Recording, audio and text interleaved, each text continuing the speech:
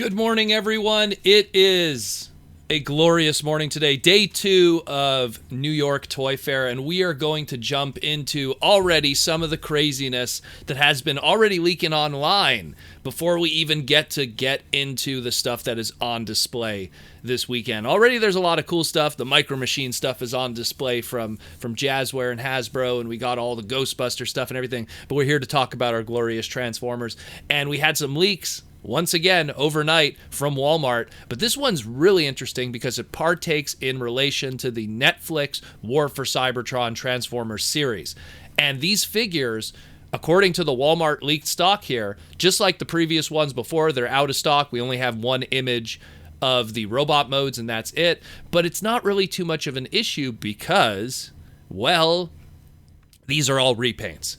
And it's not a big deal because some of them are really interesting, some of them are not so interesting, and what I find fascinating about more than anything is that this is something that Hasbro hasn't done in a very long time. And what I mean by that is, way back in the Unicron trilogy, they kind of had a mandate that started with what they did with car robots, and even a little bit actually with Beast Wars, but it really started with the Unicron trilogy, which is you got to repaint your molds. You got to take those molds, engineer them, and then do a straight-up repaint somewhere within the same line at some point of almost every character.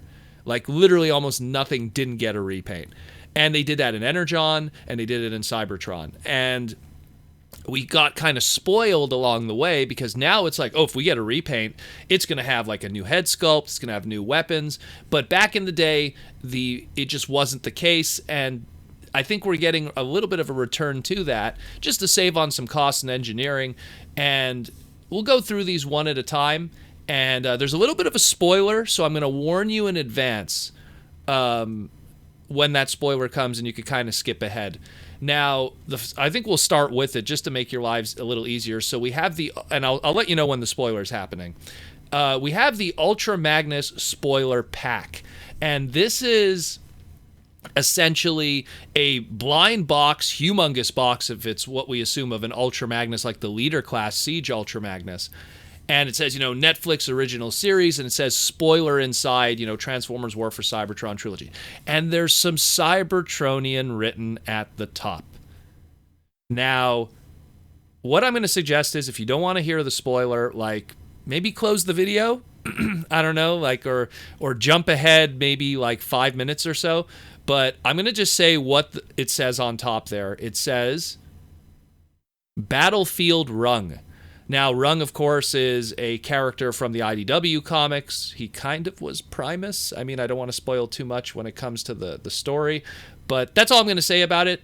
We could pick what we want out from that. I'm assuming it's an Ultra Magnus repaint, hopefully done in some cool colors, not just like beat up colors like the rest of them. Maybe Diaclone colors would be really cool, or like the E-Hobby clear yellow Ultra Magnus in Matrix Glow. But he comes with, I guess, also a Battlefield Rung. But we'll get to that later on.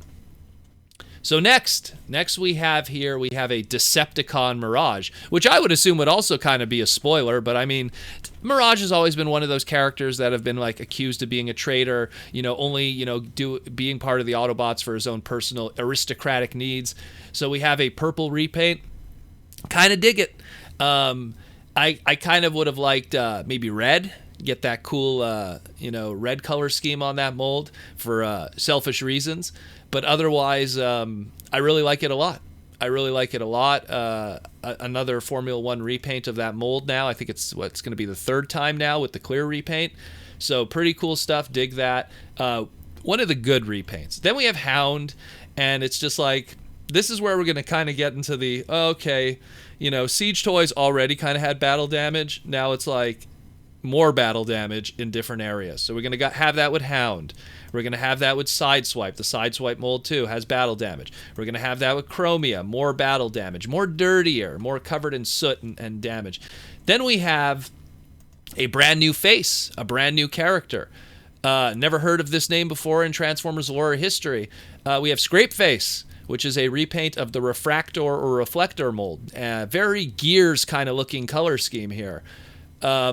I don't know what his place will be in all of this. I'm going to kind of go that old Cybertron Galaxy Force route where the rule was with Hasbro, if you're going to do a repaint, a straight up repaint, make sure that the straight up repaint is the opposite side of the faction. So just like how you have here, oh, we're going to repaint Mirage, let's have him be a Decepticon. So maybe Scrapface with this Gears kind of looking color scheme is an Autobot. Scrapeface the Autobot. Very weird name, though, I'll tell you. Oh, no, excuse me. Scrapface. My bad. I don't know why I read that as Scrapeface. Either way, it's very bizarre. Very bizarre, weird name. A brand new IP. And I don't know. It's like, I think if you're going to go that color scheme, just call it Gears. Mind you, they already did the trademark with the G1 reissue, so they don't need to use the Gears name. Interesting. Next one here we have is a Megatron 3-pack. Again, another one that's like, look, we got that new Megatron coming from Earthrise, and people are all kind of going like, And now you're going to have the old Megatron Siege mold reissued again with some little extra battle damage and 2 Battle Masters included with him. And the Battle Masters, it's one of them kind of looks like, Brainmaster Blacker, and one of them looks like a Leonidas with, with that kind of blaster Action Master partner color scheme. I can't put my finger on what they were trying to do here. And then we got Hotlink, which clearly is like Skywarp colors. With also 2 Battle Masters. So again, I'm kind of hot or cold on this. I really am. Again, that Ultra Magnus box set interests me.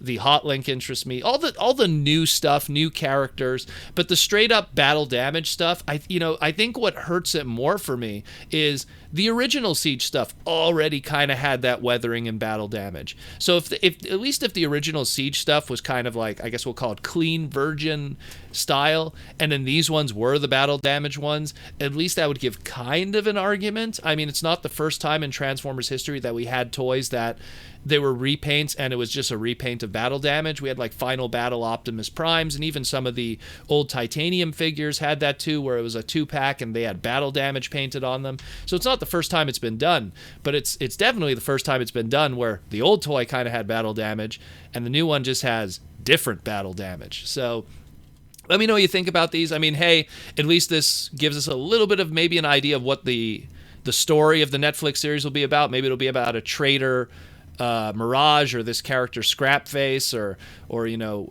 what's going on in that Ultra Magnus box. But it's very fascinating. It's very, very fascinating, and it makes me very excited for what we're going to be getting in this series, and possibly, hopefully, a more adult written series for Netflix.